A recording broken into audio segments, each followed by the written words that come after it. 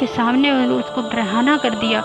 سوچئے یہ کیا ظلم کم تھا ایک عورت کے لیے، ایک ایمان والی پاک دامن عورت کے لیے، اس سے بڑی کون سی سزا ہو سکتی تھی، لیکن اس پر بھی اس نے بس نہیں کیا۔ پھر اس نے زندہ انسان کی کھال اتاری اور پھر بھی اس نے بس نہیں کیا۔ پھر اس نے اس پہ مرچیں لگوا دیے اور وہ تڑپ کے اپنے زخموں کی تاب نہ لا سکی اور شہید ہو گئی۔ سوچئے ایسا ایمان، یہ ہے ایمان کی حقیقت جو اللہ تعالیٰ قرآن کریم میں فرماتے ہیں، جس کے جیسا ایمان اللہ تعالیٰ ہم سے چاہ رہے ہیں، ایسا ایمان کہ جو ہمیں چاہیے۔